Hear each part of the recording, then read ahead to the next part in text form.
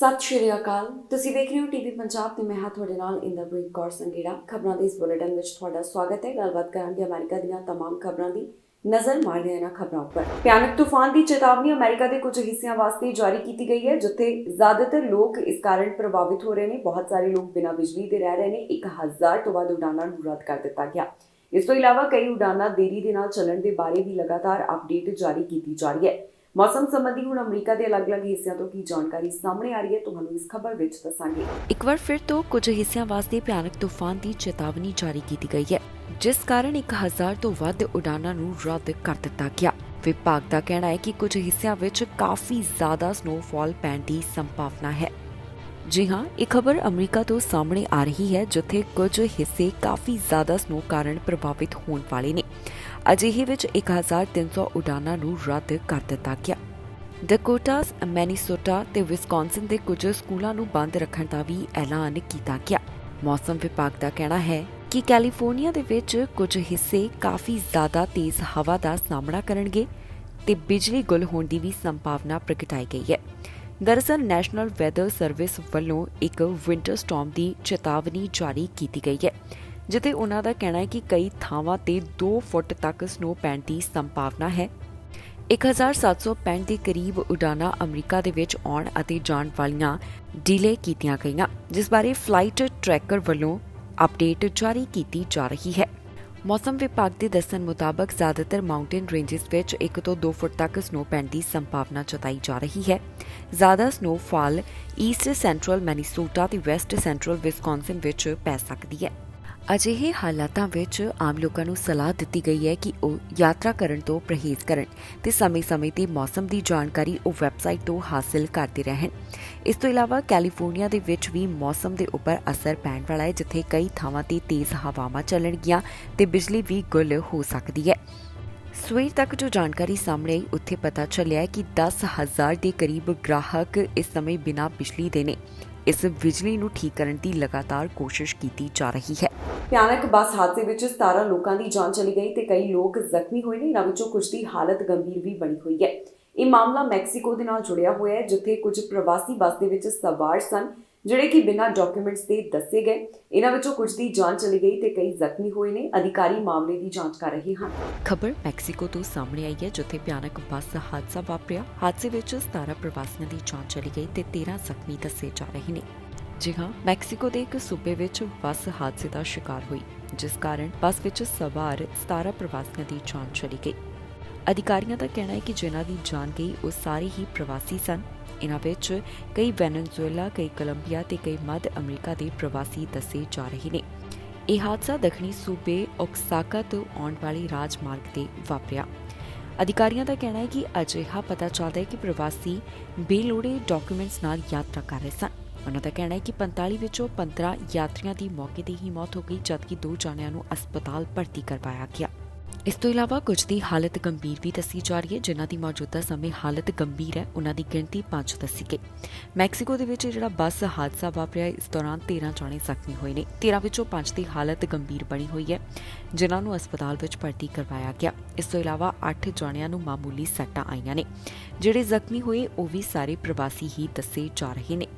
ਫਿਲਹਾਲ ਅਧਿਕਾਰੀਆਂ ਦਾ ਕਹਿਣਾ ਹੈ ਕਿ ਉਹ ਇਸ ਮਾਮਲੇ ਦੀ ਵਧੇਰੇ ਜਾਂਚ ਕਰ ਰਹੇ ਨੇ, ਜਿਸ ਤੋਂ ਬਾਅਦ ਅਗਲੀ ਅਪਡੇਟ ਜਾਰੀ ਕੀਤੀ ਜਾਵੇਗੀ। ਨਾਟੋ ਲੀਡਰਸ ਨਾਲ ਰਾਸ਼ਟਰਪਤੀ ਜੋ ਬਾਈਡਨ ਵੱਲੋਂ ਮੁਲਾਕਾਤ ਕੀਤੀ ਗਈ। ਇਸ ਦੌਰਾਨ ਕਾਫੀ ਗੱਲਾਂ ਦੇ ਉੱਪਰ ਵਿਚਾਰ ਵਟਾਂਦਰਾ ਕੀਤਾ ਗਿਆ। ਦੱਸ ਦਈਏ ਕਿ ਪਿਛਲੇ ਦਿਨੀ ਰਾਸ਼ਟਰਪਤੀ ਜੋ ਬਾਈਡਨ ਯੂਕਰੇਨ ਦੌਰੇ ਦੇ ਉੱਪਰ ਗਏ, ਜਿੱਥੇ ਉਹਨਾਂ ਵੱਲੋਂ ਵੱਡੀ ਮਦਦ ਦਾ ਐਲਾਨ ਕੀਤਾ ਗਿਆ। ਰਾਸ਼ਟਰਪਤੀ ਜੋ ਬਾਈਡਨ ਵੱਲੋਂ ਨਾਟੋ ਦੇਸ਼ਾਂ ਦੇ ਲੀਡਰਾਂ ਨਾਲ ਮੁਲਾਕਾਤ ਕੀਤੀ ਗਈ, ਜਿੱਥੇ ਉਹਨਾਂ ਵੱਲੋਂ ਕਾਫੀ ਵਿਚਾਰਾਂ ਦੀ ਸਾਂਝ ਪਾਈ ਗਈ। ਰਾਸ਼ਟਰਪਤੀ ਜੋ ਬਾਈਡਨ ਨੇ ਇਸ ਦੀ ਵੀਡੀਓ ਖੁਦ ਦੇ ਸੋਸ਼ਲ ਮੀਡੀਆ ਪਲੇਟਫਾਰਮ ਦੇ ਉੱਪਰ ਵੀ ਸਾਂਝੀ ਕੀਤੀ ਹੈ। ਦੱਸ ਦਈਏ ਕਿ ਇਸ ਤੋਂ ਪਹਿਲਾਂ ਰਾਸ਼ਟਰਪਤੀ ਜੋ ਬਾਈਡਨ ਯੂਕਰੇਨ ਦੌਰੇ ਦੇ ਉੱਪਰ ਗਏ ਸਨ, ਜਿੱਥੇ ਉਹਨਾਂ ਵੱਲੋਂ ਯੂਕਰੇਨ ਨਾਲ ਸਪੋਰਟ ਦਿਖਾਉਂਦਿਆਂ ਵੱਡੀ ਮਦਦ ਦਾ ਐਲਾਨ ਕੀਤਾ।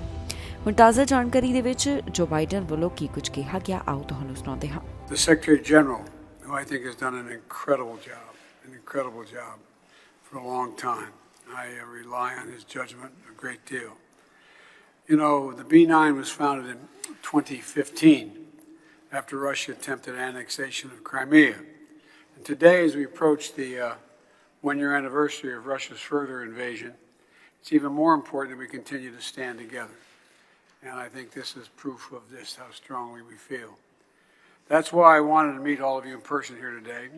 As NATO's eastern flank, you're in the front lines of our collective defense, and you know better than anyone what's at stake in this conflict, not just for Ukraine, but for the freedom of democracies throughout Europe and around the world. You know, that's what President Zelensky and I spoke about when I was in Kyiv 2 days ago. And the leaders around this table have repeatedly stepped up to reaffirm our shared commitment to all these values. We provided critical security assistance to Ukraine and critical support to literally millions of refugees. We've helped ensure Ukrainians can access basic services, and together we'll continue our enduring support for Ukraine as they defend their freedom. Over the past year, with your countries around this table providing collective leadership, we've also strengthened NATO. The commitment of the United States to NATO, and I've said it to you many times, I'll say it again, is absolutely clear. Article 5 is a sacred commitment the United States has made. We will defend literally every inch of NATO, every inch of NATO. And this is an important moment. I look forward to the discussion and the next steps we can take together. ਛੋਟੇ ਕਾਰੋਬਾਰਾਂ ਦੀ ਬਾਰੇ vice president ਕਮਲਾ Harris ਬੋਲੇ ਨੇ। ਉਹਨਾਂ ਵੱਲੋਂ ਖੁਦ ਦੇ social media platform ਦੇ ਰਾਹੀਂ ਵੀਡੀਓ ਸਾਂਝੀ ਕਰਦਿਆਂ ਦੱਸਿਆ ਕਿ ਉਹਨਾਂ ਨੂੰ ਛੋਟੇ ਕਾਰੋਬਾਰ ਕਾਫੀ ਪਸੰਦ ਨੇ। ਇਹ ਕਾਰੋਬਾਰ ਪਸੰਦ ਹੋਣ ਦੇ ਪਿੱਛੇ ਉਹਨਾਂ ਵੱਲੋਂ ਕਈ ਕਾਰਨ ਵੀ ਸਾਂਝੇ ਕੀਤੇ ਗਏ। ਅਮਰੀਕਾ ਦੀ ਵਾਈਸ ਪ੍ਰੈਜ਼ੀਡੈਂਟ ਕਮਲਾ ਹੈਰਿਸ ਛੋਟੇ ਕਾਰੋਬਾਰਾਂ ਦੇ ਬਾਰੇ ਗੱਲ ਕਰਦੇ ਹੋਏ ਦਿਖਾਈ ਦਿੱਤੇ। ਉਹਨਾਂ ਦਾ ਕਹਿਣਾ ਹੈ ਕਿ ਹਮੇਸ਼ਾ ਤੋਂ ਹੀ ਉਹਨਾਂ ਨੂੰ ਸਮਾਲ ਬਿਜ਼ਨਸ ਬਹੁਤ ਵਧੀਆ ਲੱਗਦੇ ਨੇ। ਇਸ ਪਿੱਛੇ ਕਈ ਕਾਰਨ ਨੇ ਜਿਸ ਦਾ ਜ਼ਿਕਰ ਕਮਲਾ ਹੈਰਿਸ ਵੱਲੋਂ ਕੀਤਾ ਗਿਆ। ਕੀ ਕਹਿਣਾ ਉਹਨਾਂ ਦਾ, ਆਓ ਤੁਹਾਨੂੰ ਸੁਣਾਉਂਦੇ ਹਾਂ। I love small businesses for so many reasons. You know, I grew up, my mother raised my sister and me, Maya and me, but she would work long hours and long days and on weekends from time to time. And so we also had a second mother, someone that we consider a second mother, Mrs. Shelton, who lived 2 doors down from us growing up. And we lived in the apartment above Miss Shelton's nursery school. She was a small business owner. She had this nursery school, and she not only took care of the kids in the community, she took care of their parents. You know, I would notice her sitting in the corner talking with a mother who was going through challenges. She was a community leader. She hired locally. She mentored. And that was my first experience with, I never thought of her as a small business owner. She was Miss Shelton. She was our second mother. But that's the nature of who runs, starts, and owns our small businesses in the community. They're not only business leaders, they're community leaders. They're civic leaders. Border ਟੱਪ ਕੇ ਆਉਣ ਵਾਲੇ ਸੰਬੰਧੀ immigration ਮੰਤਰੀ ਦਾ ਵੱਡਾ ਬਿਆਨ ਸਾਹਮਣੇ ਆਇਆ। ਦੱਸ ਦਈਏ ਕਿ ਬਹੁਤ ਸਾਰੇ ਅਸਾਈਲਮ ਸੀਕਰਸ ਜਿਹੜੇ ਨੇ ਉਹਨਾਂ ਨੂੰ ਅਮਰੀਕਾ ਤੋਂ ਕੈਨੇਡਾ ਭੇਜਿਆ ਜਾ ਰਿਹਾ ਹੈ। ਹੁਣ ਕੈਨੇਡਾ ਵਿੱਚ ਇਹ ਮੁੱਦਾ ਕਾਫੀ ਚਰਚਾ ਦਾ ਵਿਸ਼ਾ ਬਣਿਆ ਹੋਇਆ ਹੈ, ਜਿਸ ਤੋਂ ਬਾਅਦ ਰੌਕਸਮ ਰੋਡ ਦਾ ਜ਼ਿਕਰ ਹੋ ਰਿਹਾ ਹੈ। ਇਸ ਨੂੰ ਬੰਦ ਕਰਨ ਦੀ ਵੀ ਗੱਲ ਕਈਆਂ ਵੱਲੋਂ ਕਹੀ ਜਾ ਰਹੀ ਹੈ। ਅਜਿਹੇ ਵਿੱਚ ਇਮੀਗ੍ਰੇਸ਼ਨ ਮੰਤਰੀ ਦਾ ਵੀ ਵੱਡਾ ਬਿਆਨ ਸਾਹਮਣੇ ਆਇਆ। ਗੈਰ ਕਾਨੂੰਨੀ ਢੰਗ ਨਾਲ ਬਾਰਡਰ ਪਾਰ ਕਰਕੇ ਆਉਣ ਵਾਲਿਆਂ ਦੇ ਮੁੱਦੇ ਤੇ ਇਮੀਗ੍ਰੇਸ਼ਨ ਮੰਤਰੀ ਦਾ ਵੱਡਾ ਬਿਆਨ ਸਾਹਮਣੇ ਆਇਆ, ਜਿੱਥੇ ਉਹਨਾਂ ਵੱਲੋਂ ਇਲੀਗਲ ਬਾਰਡਰ ਕ੍ਰਾਸਿੰਗਸ ਦਾ ਜ਼ਿਕਰ ਕੀਤਾ ਗਿਆ ਹੈ। ਦੱਸ ਦਈਏ ਕਿ ਕੈਨੇਡਾ ਵਿੱਚ ਪਿਛਲੇ ਕੁਝ ਦਿਨਾਂ ਤੋਂ ਇਹ ਮੁੱਦਾ ਕਾਫੀ ਚਰਚਾ ਦਾ ਵਿਸ਼ਾ ਬਣਿਆ ਹੋਇਆ ਹੈ। ਕੁਝ ਅਸਾਈਲਮ ਸੀਕਰਸ ਨੂੰ ਅਮਰੀਕਾ ਤੋਂ ਕੈਨੇਡਾ ਭੇਜਿਆ ਜਾ ਰਿਹਾ ਹੈ, ਜਿਨ੍ਹਾਂ ਨੂੰ ਕਿਊਬਿਕ ਸੂਬੇ ਵਿੱਚ ਠਹਿਰਾਏ ਜਾਣ ਦੀ ਜਾਣਕਾਰੀ ਸਾਹਮਣੇ ਆ ਰਹੀ ਹੈ। ਕਿਊਬਿਕ ਦੇ ਪ੍ਰੀਮੀਅਰ ਦਾ ਵੀ ਇਸ ਬਾਰੇ ਵੱਡਾ ਬਿਆਨ ਸਾਹਮਣੇ ਹੈ, ਜਿੱਥੇ ਉਹਨਾਂ ਦਾ ਕਹਿਣਾ ਹੈ ਕਿ ਇਹਨਾਂ ਅਸਾਈਲਮ ਸੀਕਰਸ ਨੂੰ ਹੋਰ ਸੂਬਿਆਂ ਵਿੱਚ ਭੇਜਿਆ ਜਾਵੇ। ਤੇ ਹੁਣ ਇਸ ਮੁੱਦੇ ਤੇ ਇਮੀਗ੍ਰੇਸ਼ਨ ਮੰਤਰੀ ਵੀ ਬੋਲੇ ਨੇ। ਕੀ ਕਹਿਣਾ ਉਹਨਾਂ ਦਾ, ਆਓ ਤੁਹਾਨੂੰ ਸੁਣਾਉਂਦੇ ਹਾਂ। That one community or one province ought to bear the brunt of a challenge that we're facing as a result of Canada abiding by its domestic and legal obligations. Of course, in the background, we're continuing to pursue the modernization of the Safe Third Country Agreement. I recently spoke to the Canadian ambassador in Washington, and will be speaking with my American counterpart to negotiate a lasting solution. Over the next couple of weeks, we'll be chatting again for the next phase of these discussions. With respect to Mr. Poilievre's comments, if I can be completely frank, it's reckless and frankly not a thoughtful approach to simply say within 30 days you close Roxham Road.